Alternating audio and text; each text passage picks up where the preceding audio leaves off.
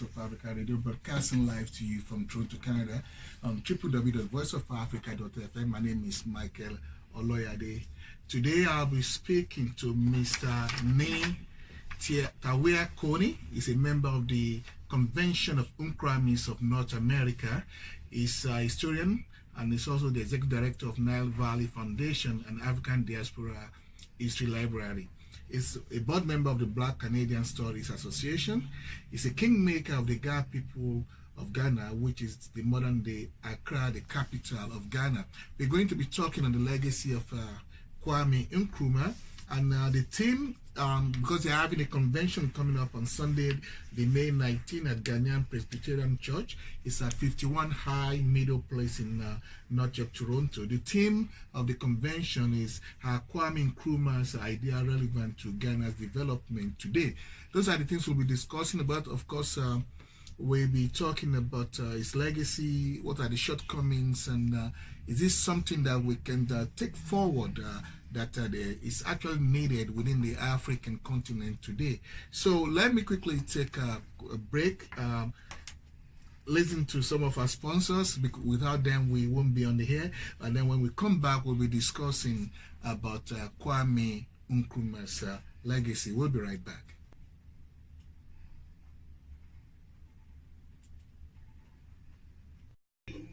And a black star in the center, representing the freedom of Africa.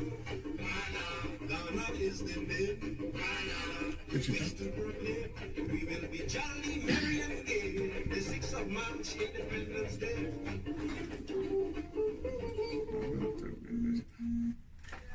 Yes, sir. Welcome back to Voice of Africa Radio, broadcasting live to you from Toronto, Canada. Again, my name is Michael, and today I'm speaking to Mr.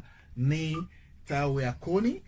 They are the Nkrumahists of North America. They're having a convention. Now, let me go back, quickly speak a little bit about Kwame Nkrumah so that I can keep us, for some of us who our history is not that good. Kwame Nkrumah was born September 21, 1909 and died 27th of April 1972. He was the first Prime Minister and President of Ghana, having led the Gold Coast independence from Britain in 1957. He was one of the founding fathers of Organization of African Unity and winner of the Lenin Peace Prize in 1962. He was Ghanaian leader from 1952 to 1966 when he was overthrown while on a visit to North Korea and China.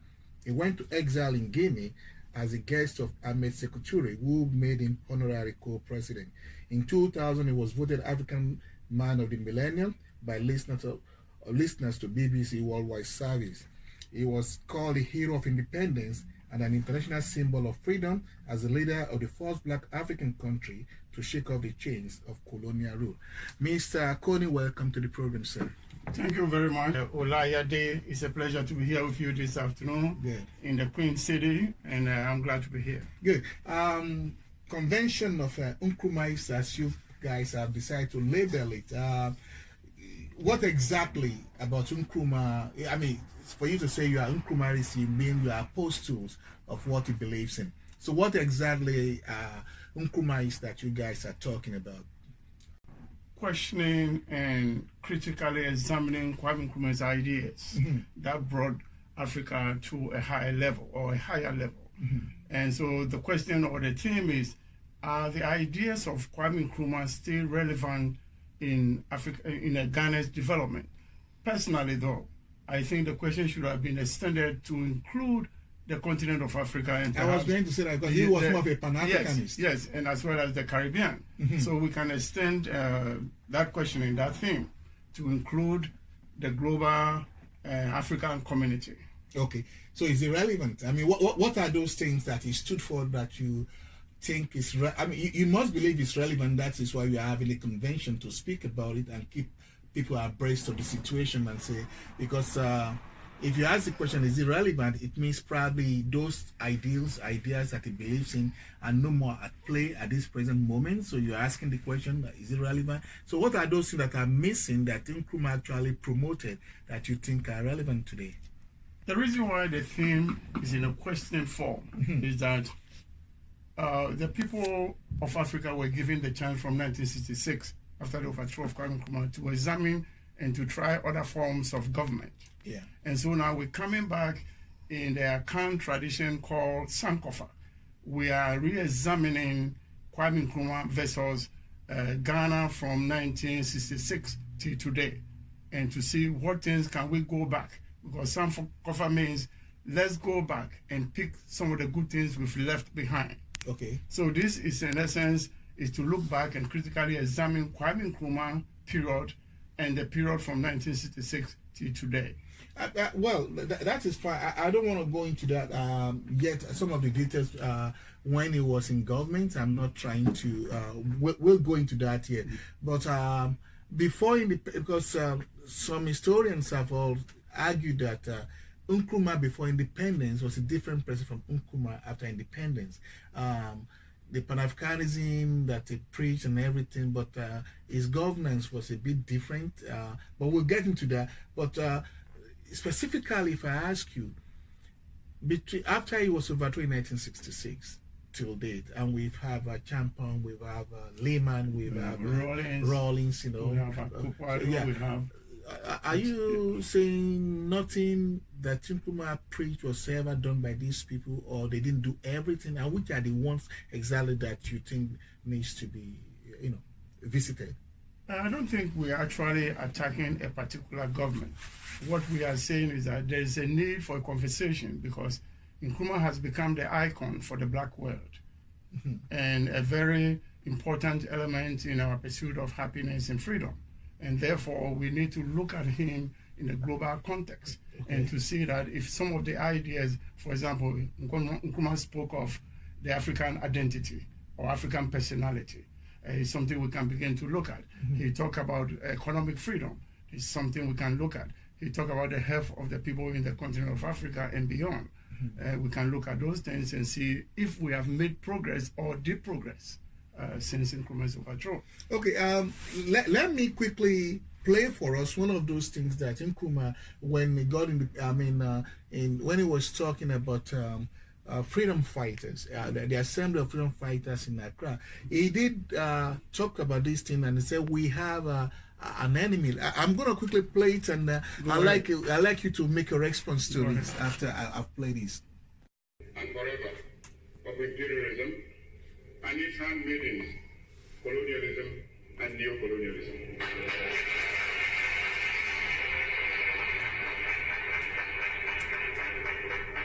It gives us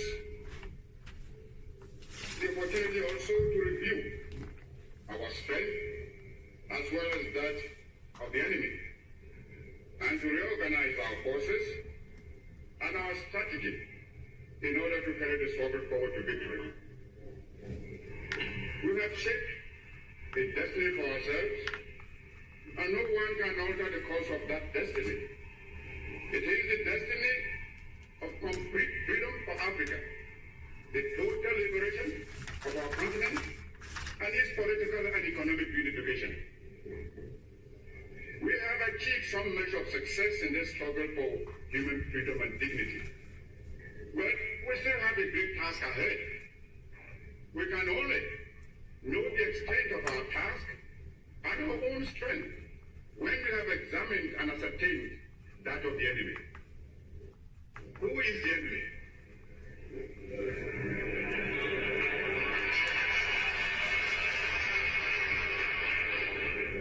Fellow freedom fighters, the enemy is imperialism.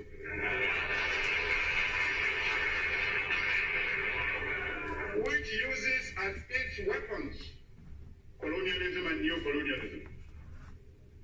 Let us be very, very clear about this. Let us also not lose sight of the real objective, which is the liquidation of colonialism and imperialism in all its forms: political, economic, ideological, and the political unification of Africa. Well, you listen to Kwame Nkrumah speaking over there, and he's made it very clear that Africa needs complete freedom, and at the same time, the enemy of Africa is imperialism. So, as an Nkrumahist, those things he identified, that was in 1963. are they still at play today? Before. So how do you address it? You know, I mean, the judgment of 1963 is a bit different. It wasn't a global economy. It wasn't much of a global village. There was less interaction. Today, the world has become a global village. How do you begin to say, I want to be totally independent? You know, no country is an island anymore. Everybody needs to work together somehow, and it seems it's a very difficult call now. What do you think? You first have to understand the man Kwame Nkrumah. Yes. He's a visionary. The man was speaking about Africa 50 years from then until this day. Yes. So if you realize what made Nkrumah popular was the independence of Ghana is meaningless. In other words, the economic freedom and political freedom of Ghana is meaningless unless it is linked. So Kwame Nkrumah was looking at the bigger picture. In fact, Kwame Nkrumah did call for Africa High Command and Africa's economic protection. Now, these things are relevant today because even in the context of the global table or global conference table, we must come there to have some strength coming to that table as a nation. Because Kwame Nkrumah knew that if you could send Angola, a small country, to go and negotiate with China about the resources of Angola, how would they fare up? If you're looking at a small country like Togo to come to America, United States of America, and negotiate, how would they fare? If you look at a country like Botswana, so Kwame Nkrumah knew that for us to have a bargaining chip at the table in terms of our resources to the Western world or to the rest of the world, we must have that African strength that we come in as a people. Well, that you cannot be taken for granted in terms of, you see, the world needed Africa then, and the world needed Africa today more than Africa needed the world. And so Kwame Nkrumah knew that for us to protect our resources, which is our strength, we must be a unified Africa.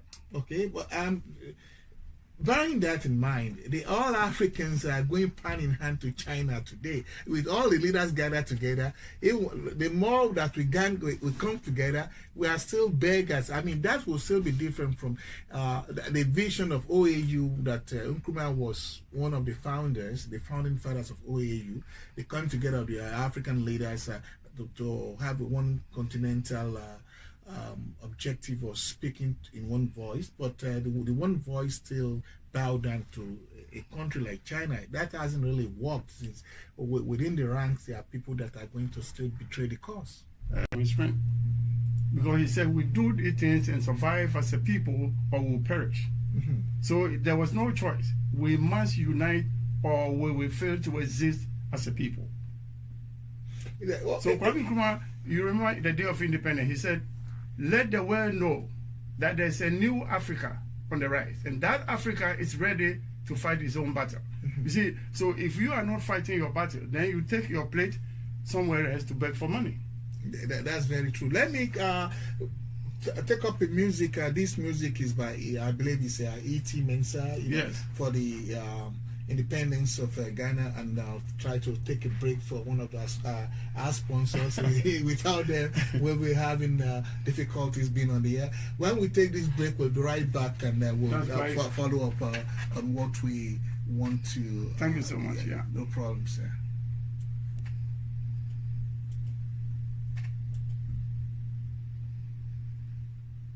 www.voiceofafrica.fm.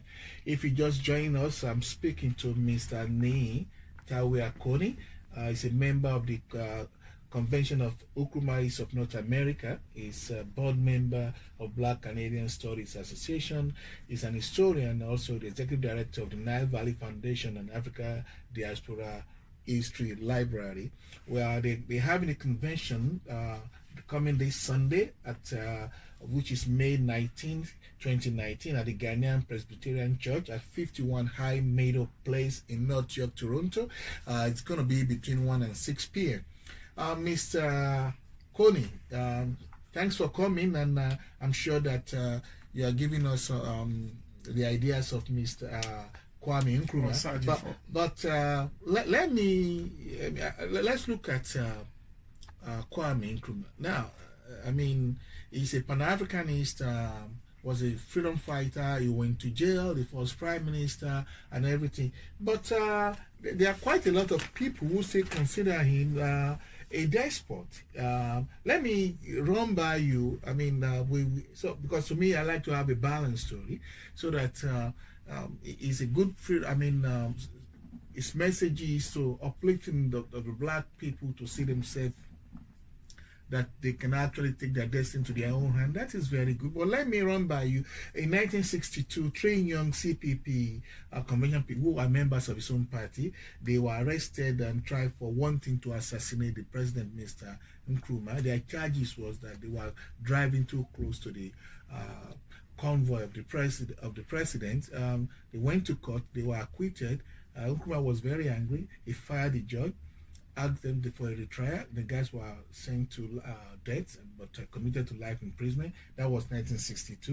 In 1964, he had a constitutional amendment to make his party the only legal party in Ghana. He did that. He established the Ghanaian Times in 1958. In 1962, he took over the Daily Graphic. And let me quote this. One of the things he said, "It is part of our revolutionary credo that within the competitive system of capitalism, the press cannot function in accordance with a strict regard for the sacredness of facts, and the press therefore should not remain in private hands." He believed it's only the government. So when the tractors say this about Kwame Nkrumah, what is your response to such allegations? First, before I answer your question, let me give a shout out to my colleagues who are on this journey with me. My dear friend Jojo Hughes here as the organizer in Toronto, my friend Dr. Kofi Roberts, Dr. Ted Ozin, and Dr. Mentz from Calgary, Alberta. Hello to you all, and I hope you are listening in. First, let's examine the theme for this particular conference.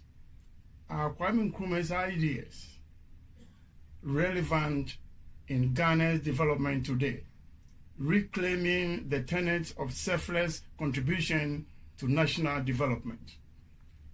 And the idea of this conference particularly is entrenched in Sankofa. And let me read a brief statement about Sankofa. Go back and get it. So we will feel Bibina Sankofa in Akan language.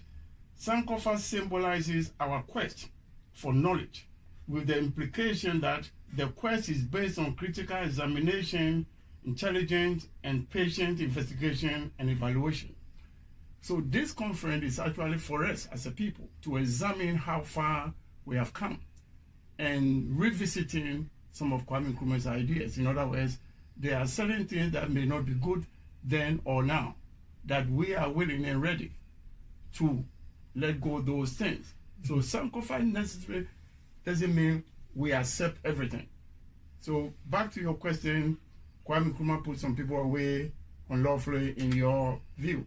No, I'm not talking about my view now. I'm talking of, you cannot, when we talk about any person and his ideas or ideology, his character plays a large part, and you deem the character by his actions, his deeds. Very much so. Now, so these things that I've read, the jailing, the death sentence given to, I mean, the allegations today is laughable, like they are driving too close to the convoy of the president, that they are planning to assassinate him.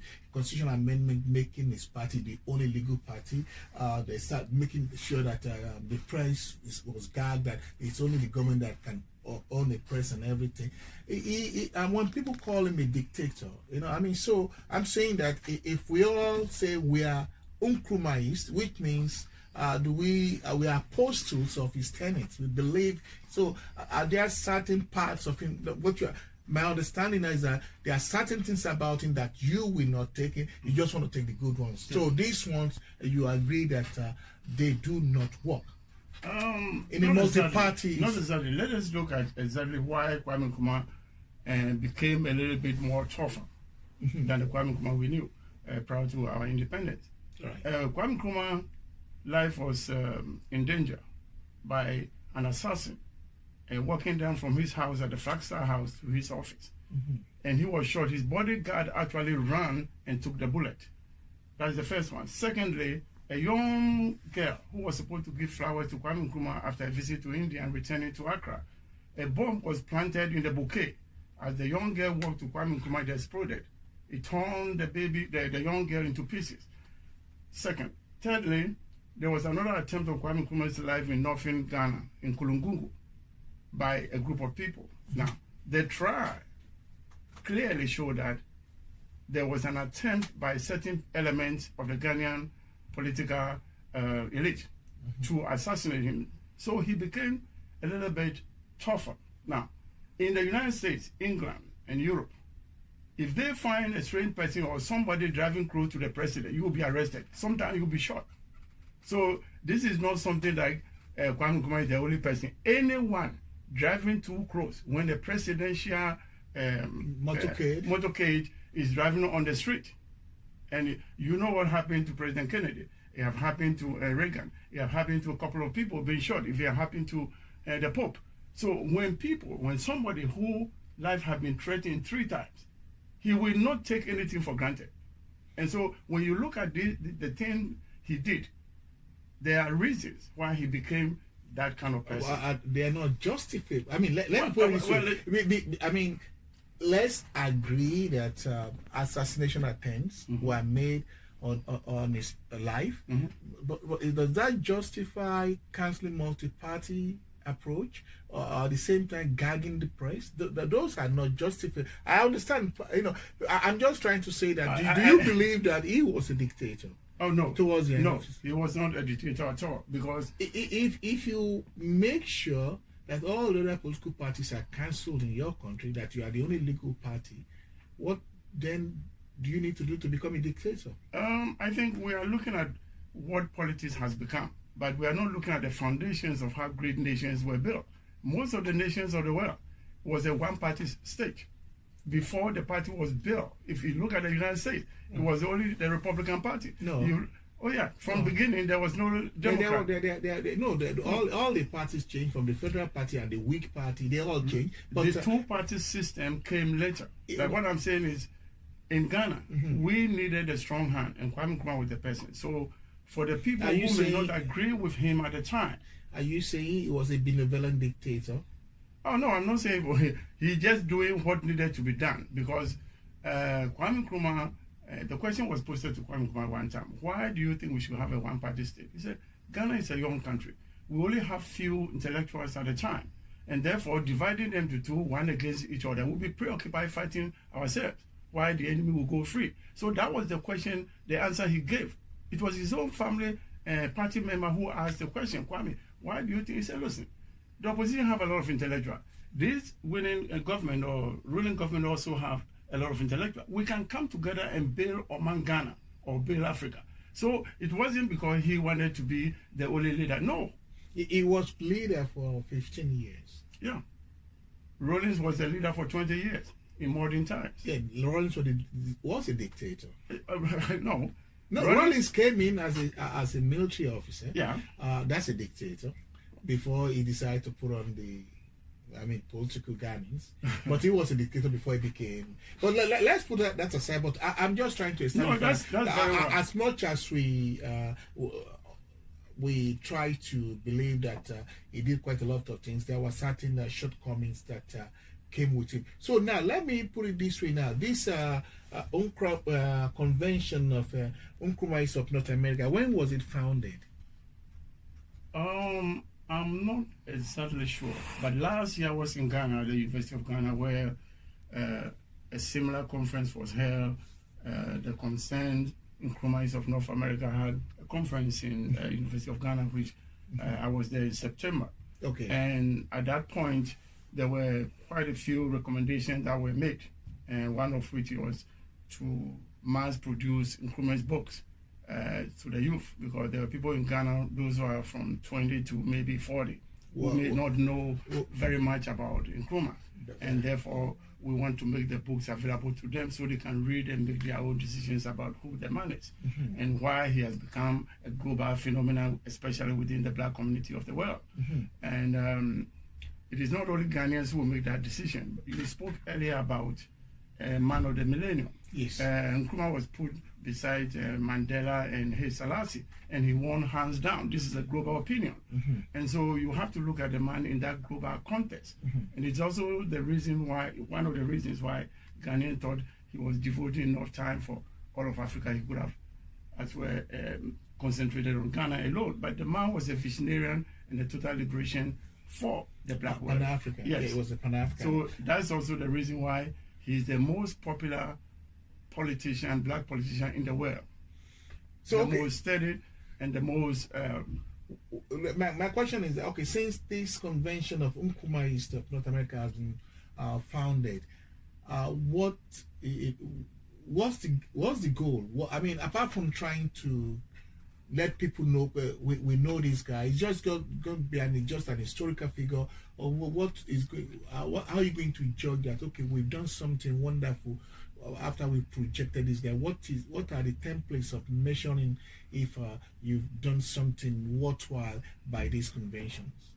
Mr. Oloyade, this question is valid at so many levels. And firstly, to inspire this generation, they need to be selfless in our determination to gain economic and political freedom.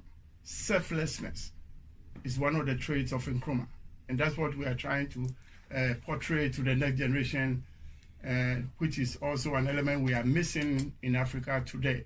Okay. Now, secondly, we need to know that as a people, your single independent is nothing unless your brother too is independent and free. That's the second trait of Nkrumah. Now, thirdly, we have to know that we are each his brother's keeper. And so Nkrumah spoke and stood based upon these principles. And I can refer you to a visit to America when he spoke in Harlem. He was invited by Black Lawyers Association, led by Mr. Ralph Bunch. And at that particular conference, it was the first time African Americans saw an African who has the chance to lead his people to freedom. And I have the brief statement made to Nkrumah at the time, and I will read it to you. It said, "We salute you, Kwame Nkrumah, not only because you are Prime Minister of Ghana, though this is cause enough. We salute you because you are a true and living representation of our hopes and ideals, of the determination we have to be accepted fully as equal beings, of the pride we have held and nurtured in our African origin." Now, this is powerful. This is the first time an African or Africans in diaspora saw somebody they can relate to. And this is the inspiration that Kwame Nkrumah brought to Ghana and to the rest of the black world. Well, that's fine, but I still want to be this association that has been created now. It seems to be limited in scope, while Nkrumah was much more than that. I'm saying that Convention of Nkrumahists of North America. Do you have other nationalities that are not Ghanaians that are, because I mean Nkrumah, yes, he was very clear in his messages that until the whole of Africa is free, Ghana is not free. So yes. So when we are trying to build something that to become try to raise apostles of those messages, don't you think that other Africans, you can see what is going on in South Africa today, the xenophobia because of the ignorance. Yes. The ignorance has become weaponized in South Africa against fellow brothers and sisters. So how are you trying as much as possible to recruit, especially, we're talking North America here. Not everybody has to go back to Africa, but even the blacks that are here, how are you, what's the plan in recruiting a lot of people to these kind of values of Nkrumah? I'm glad you mentioned South Africa, and since you are in Nigeria, and I think we both understand what is going on in South Africa, and Ghana and Nigeria's role during apartheid, how we supported South Africa. And so I'm very saddened by the events of citizens of South Africa. However, though, you listen to the name we've given to this particular conference, Concern Nkrumahists of North America. It doesn't have the name of Ghana at all. So we are talking in diasporic terms.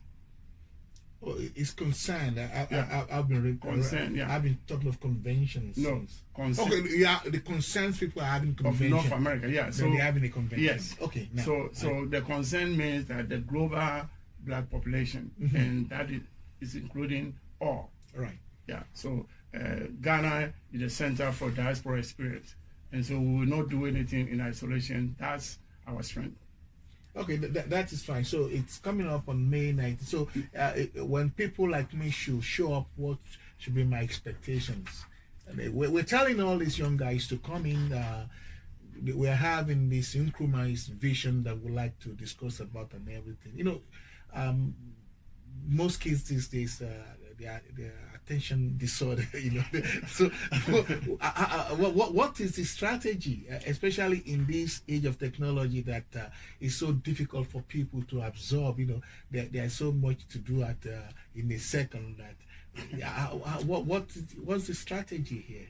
Since we need, I mean, no doubt about it, the black community needs something like this, but what is the strategy, especially the young ones? Oloyade, one of the things that is unique about Kwame or about the nation Ghana, you can come to Ghana and feel at home. It is that country that I know based upon my own experience, even here. So what I'm trying to say is that Ghana is not only for Ghanaians. Ghana is for the black world, because Kwame Nkrumah himself was inspired by the diasporans in the person of Marcus Garvey, L.R. James, George Padmore, and the likes, and Dr. Du Bois. So it was this group of people who actually inspired. So Ghana have never taken their eyes off the ball in terms of the diaspora population. So Ghana don't function in a vacuum. We are an eagle that flies high above all. Okay, let's quickly take another break. I'd like to play one more music that during the independence that was released, and then take a break, listen to our sponsors. Then when we come back, I'm going to probably one of the things when Kwame went to United States in 1961 and was welcomed by President Kennedy. Yeah. The brief remark by John Kennedy, we're going to play that when we come back. We'll be right back. Let's quickly look at one more music, and we'll come back to that and see what we can get from there. Okay.